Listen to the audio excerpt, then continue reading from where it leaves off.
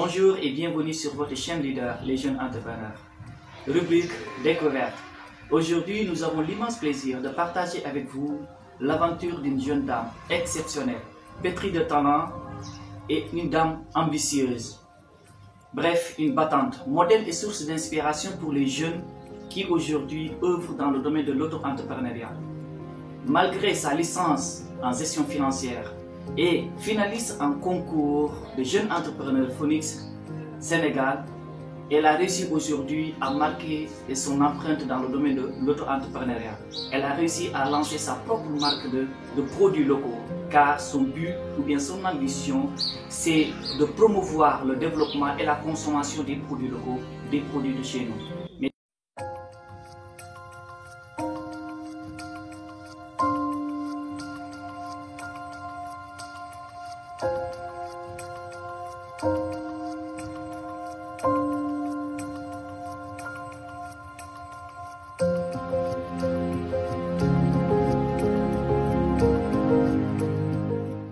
Alors, comme je vous l'avais dit au début, c'est toujours un immense plaisir de partager avec vous l'accueil que Mame Diarra nous a fait.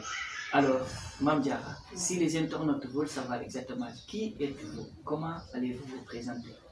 Merci, monsieur Maman. Maman. En fait, moi, c'est Boussa Diouf, je suis titulaire d'une licence en comptabilité et gestion financière à Institut Afrique.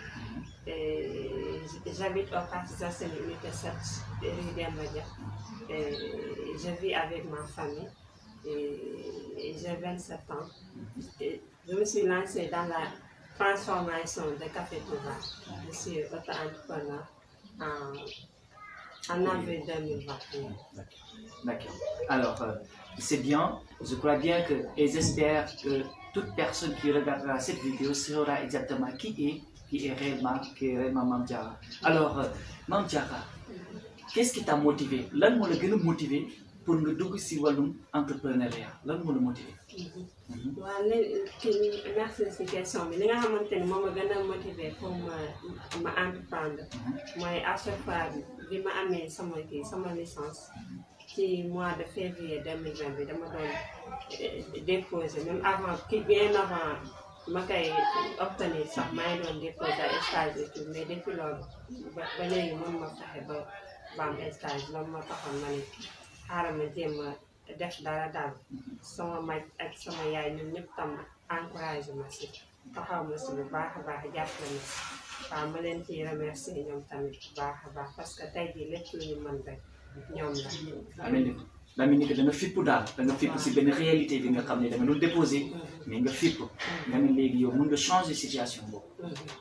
waaw loolu la ma ne ko loolu parce que kii daan nañ kii déposé ñu ñuy woo des fois da ngay dem même arrangement yi tam liggéey naa fi mais seen salaire tam demeewul noonu kon moo tax ma gën a jàpp ci café yi daal gëm ko parce que même client yi tam dañu ciy encouragé des fois dañuy jot ay appel ñoo xamante ne sax duñu leen xam ñu ngi siy encouragé di ñu jox ay idées waaw loolu moo tamit tax ñu entreprendre. D'accord. Maintenant sa début bi ngay commencé naka la meloon exactement est-ce que da nga am financement da nga xaar ba nga am financement wala da nga xaar ba nit dimbale la sa début naka la meloon?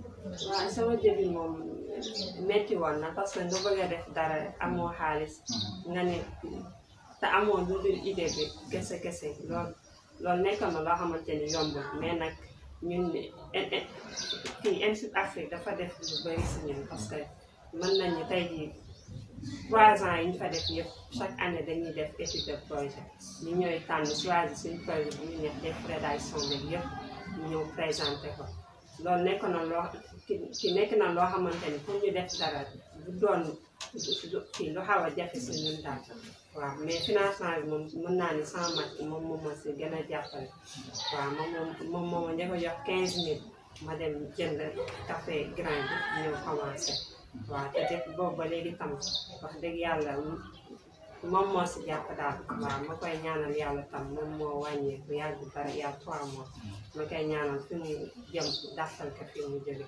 waaw di ci sant ñoom sama yaay ak samay frères ñoom ñëpp tam jàpp nañ si wax dëgg yàlla.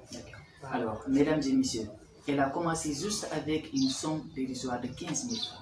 Elle a commencé avec 15 000 francs, une petite somme qu'elle a utilisé aujourd'hui, elle a su valoriser cela et elle a mis en place sa propre marque. Et aujourd'hui, elle est en train d'impacter le marché.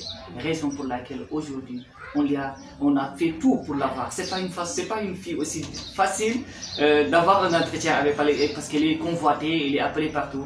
Mais ce qui est plus important dans l'histoire, elle a commencé avec une petite somme de 15 000 francs. Alors vous aussi, imaginez ce que vous allez faire, ce que vous avez la possibilité de faire avec 15 000 francs. Alors, comme elle a dit, il y a une école de la place qui lui a permis d'avoir cette formation-là. Elle a été formée dans cette école-là. Alors, pour ne pas faire une publicité, nous n'allons pas énumérer ce nom-là. Alors qu'elle a su réadapter cette logique qu'elle a eu à prendre dans son école à son environnement. Elle s'est lancée dans l'autre entrepreneuriat. Elle a été formée. Elle n'a pas attendu quelque chose de l'autre côté, même s'il a essayé de tenter, mais elle a adapté ce qu'elle a appris à la réalité. Alors, Mame Diarra, si par exemple, vous vous êtes lancé aujourd'hui dans l'autre entrepreneuriat, vos parents qui ont ce waajur par exemple ñi nga xam ne def nañ ci yow lu bëri financé nañ sa étude sa éducation sa jàng lépp ba nga toll fii ñoom ñu ngi xaar tey nga liggéey si benn bureau ñu ngi xaar nga am benn emploi nga xëy naan leen yow da ngay yëngu si maintenant si auto entrepreneuriat ñoom idée boobu naka lañ ko gisee au début. waaw idée boobu yaakaar naa ñoom sax dañ ma si doon encouragé parce que man boo xoolee mën naa ne dama nekkoon élève boo xamante ni mën naa ne kii dama doon am ay notes yu baax tey jii samay professeur boo leen nee sax gisoo dafay entreprendre wala dafay def dara sax dina leen xaw a jaaxal parce que niveau bu ma nekkoon mais nag lépp dañ ciy sant yàlla rek parce que xalaatuñu woon ni sax dinañ dem bay jaay café Touba mais affaire transformation moom ay affaire entreprendre yooyu dafa nekkoon lu yàgg a nekk si ñun daal waaw parce que mën naa ne samay parents buñ ma toppoon sax konoon mën naa ne arrêté woon naa sama étude parce que ay affaire stylisme yooyu laa bëggoon def mais nag après ñoom kii ni ma am nga niveau bi yaa ngi jàng te say professeur ñu ngi lay encouragé et tout loolu moo gënoon tax te jàng bi mën naa ne ñu laaloo si woon dama si daan am ay notes yu baax et moyens yu baax laa si am loolu moo tax nag après si laa leen comme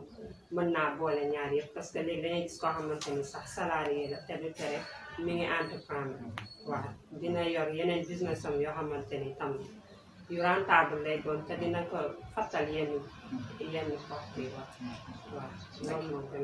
D'accord.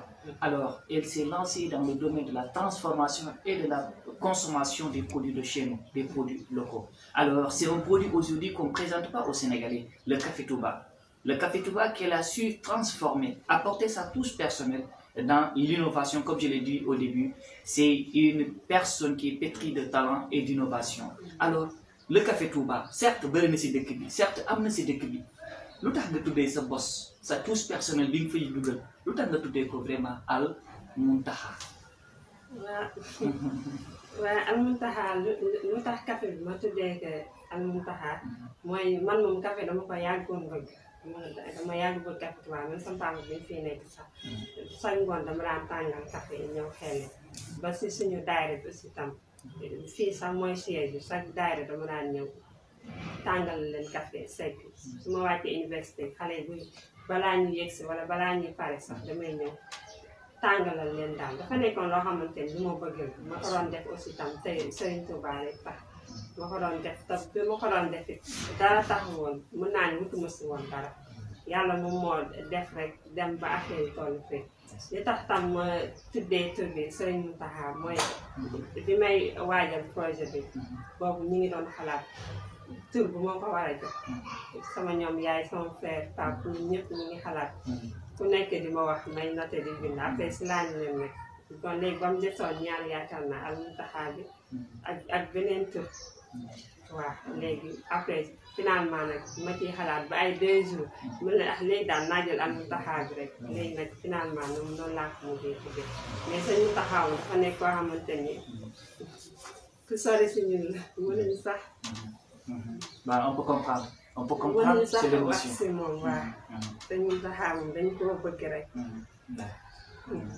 Machallah. On peut comprendre, c'est l'émotion.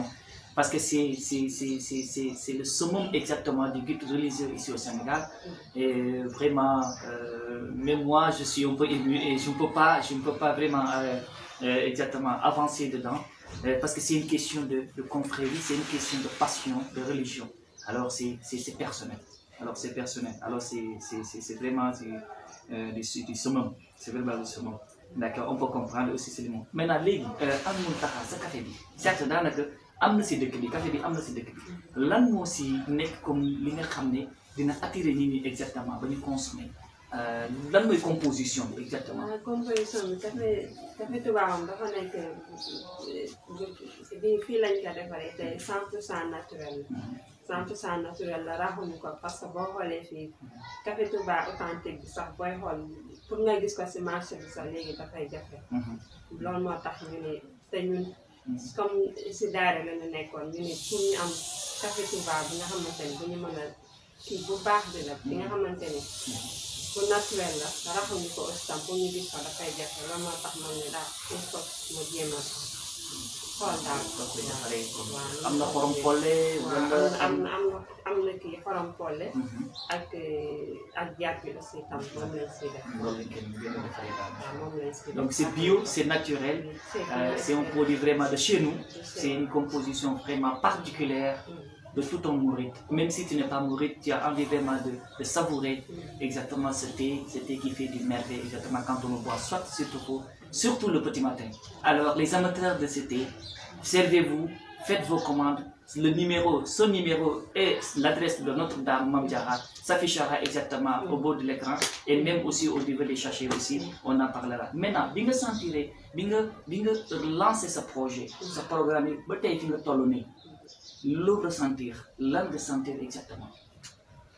Lu ma ci sentir moom wax dëgg yàlla satisfaction totale parce que ñun ñi ñuy encouragé surtout clients yi ñu ñuy encouragé parce que café bi képp ko ñam rek daf ñuy woo directement téléphone waaw retour yi moom wax dëgg yàlla c'est très important retour yi nga xamante ne moom la ñuy jot waaw parce que am na ñoo xamante ne ñu ngi koy jënd fii ba Canada ñi Tunisie déjà am naa si commande ni sax Tunisie la wala dem foofu ñu ngi ko war a jël si am na yeneen te ñeneen tamit ñoo xamante ni instant bi ñu ngi prévoir liggéey si te ñoom tamit nekk ñu sax Sénégal fii quoi nekk ñu sax fii parce que xam nañ ni café bi ñuy defar café de qualité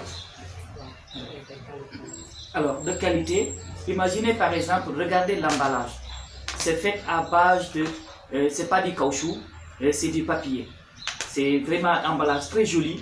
On peut le transporter partout. Alors c'est votre thé, c'est notre thé, c'est le thé de chez nous, c'est notre produit locaux. Alors consommons local. Alors servez-vous, comme je l'ai dit, les chers amateurs de ce thé merveilleux. Alors le bon message ngay sentir, bon message ngay lancer exactement si jeunesse yi ki nga xam ne am nañ bëgg nañ yëngu si dara mais ñu ngi ragal ñu ngi xaar leen ngi am ban message nga leen di lancer si jeunesse bi. waaw jeunesse bi mooy message bi ma leen di wax mooy ñu bañ a bàyyee parce que dëkk bi instant bi suñu toll métti na ak crise pandémie bi ñëw gën a taxawal lépp parce que ki yàgg ba rek sama yaay mi ngi naan leen doo dem ngay déposé waale mais fii dangay dem di déposé sa gars yi nga xool ak dëkk bi fi mu toll instant bi yombul moo tax ma leen di wax di leen conscientiser ñoom ñëpp nañu jéem a jóg bu ñu xeeb dara lépp loo xamante ni mën nañ ko def rek ñu def ko waaw parce que ñun amaana ni biñ koy def xalaatuñ woon sax dina toll fii te instant bi ni kii gëm nañ ni tamit li ñuy def war nañ ci mën a am lépp li nga xamante ni bëgg nañ ko waaw di leen wax rek bépp secteur boo xamante ni sentir nañ seen bopp nañ dem bañ a toog xaar. D'accord maintenant ñun suñu slogan mooy toog fii tekki fii yow si slogan boobu noo ko gisee. Est-ce que c'est réel? Est-ce que c'est possible ñu réaliser lu pour ñi nga xam ne dañu bëgg voyager dem immigration ñu nee nañ toog fii tekki fii mooy suñu slogan noo ko gisee slogan boobu. waaw toog fii tekki fii moom loolu moom yaakaar naa lu mën a nekk la lu mën a nekk la sax parce que mën naa ñun sénégalais ñun ñu nekk fii nii sax ak ñi nga xamante ne dañuy dem extérieur di tukki instant bi boo leen woon sax ñoom si ay problème yu métti la ñu nekk te réalité bi li nga xamante ne moom la ñu dund foofu duñu ko expliquer sénégalais bañ di ko xam loolu moo tax ñu toog fi teg fi loolu lu mën a nekk la soit ñu am conviction gëm suñu bopp waaw am ay motivation yoo xamante ne tam moom moo ñu permettre ñu mën a réaliser li nga xamante ne moom lañ bëgg.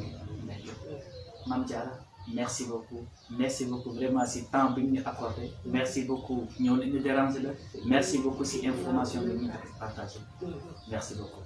En fait mën naa leen di remercier sax parce que li ngeen def moom wax dëgg yàlla yombul ñu nekk ay jeunes yoo xamante ni dañuy doog a commencé ngeen ñëw kii ñu opportunité bi wax dëgg yàlla ñu ñoo leen di sant bu baax a baax di leen ñaanal yàlla rek ñu gën leen doole taxaw.